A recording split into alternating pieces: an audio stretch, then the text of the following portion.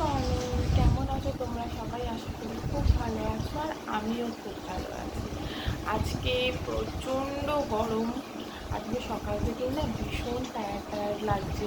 Actual অনেক daily office, তো এখন এসে একটু ল্যাব খেয়ে গেছি বলতে পারো। তো এই যে সকালবেলা যখন একটু ফ্রেশ হয়ে গুঁড়ো জল নিয়ে বসে পড়েছি। আর বাইরের যা রোদ আজকে একদম বেরোতে ইচ্ছে করছে না, মনে হচ্ছে কি এখান থেকে জানলা দিয়ে দেখে মনে হচ্ছে বাইরে আজকে হাঁসফাঁস অবস্থা তৈরি হবে। তো বাট কিছু করার নেই, রেডিও হতে হবে, যেতেও হবে। চলো তাহলে আজকের ব্লগটা শুরু করছি। রেডি হয়ে গেছি অফিস যাওয়ার জন্য, এবার বেরিয়ে পড়বো। উঠে পড়েছি বাসে। আর আজকে বাইরেটা দেখো কি প্রচণ্ড রোদ উঠেছে, আর কি মারাত্মক সেই রোদের তাপ। গরমে আজকে পুরো হাঁসফাঁস অবস্থা। শুনছি আর দুদিন বাদে বর্ষা আসবে। উফ, আসলে যেন আমি একটু স্বস্তি পাই। বাপরে, সন্ধে হলেই আমার যেটা হয় সেটা হচ্ছে চুটুর বুটুর খিদে পেয়ে যায়।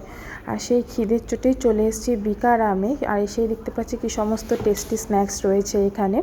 আর আজকে একটু বাড়ির জন্য মিষ্টিও নেব, কারণ আজকে আমি একটু আমার বাপের বাড়ি যাব।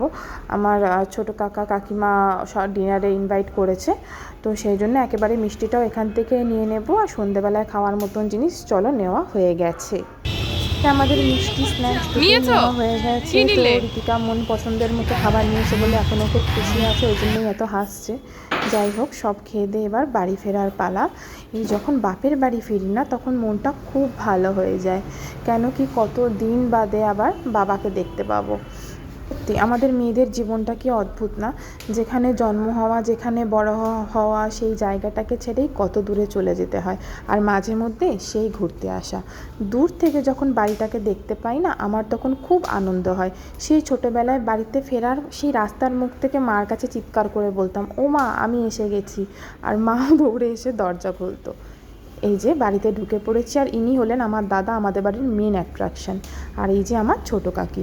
বৌদি বেশ কোমর বেঁধে রান্না করছে, বেচারি গরমে অনেক রান্না করেছে আর অনেক কষ্ট করেছে।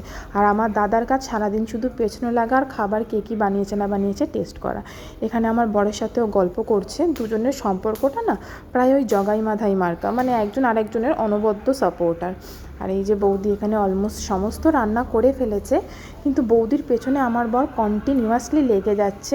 আর যেটাও টলারেট করছে, আমি হলে তো সত্যিই করতাম না, কারণ এই গরমে কাজ করতে খুব কষ্ট হয়। তারপরে যদি কেউ পেছনে লাগে। এই যে দুজনে গেছিলো এখন খরগোশ দেখতে। তুমি থাবা খেয়ে এসছো তো? হ্যাঁ, ভালো করেছো। যে খাওয়া দাওয়ার পালা সবাই মিলে শেষ করে বসে পড়েছিলাম গল্প করতে। ভিডিও হচ্ছে কিন্তু এটা দেখাও, আমার মুখটা দেখাও। এই আমি বাড়ি বিয়াল দিতে পাবো। এমা গোল হয়ে গেছে, গোল হয়ে গেছে বিয়ালের মতন। দেখো দেখো, আমি বলি নাই বলি ওইও বলে দিতে পারবো। উঠে উঠে উঠে এই ভালো কথা না, কথা বলবে না, কথা আমি কেটে দেব। কৃষ্ণ কৃষ্ণ হরে হরে। ভালো কথা, ভালো কথা। তোমার মতো ভন্ড সবাই কৃষ্ণ নাম করছে দেখো।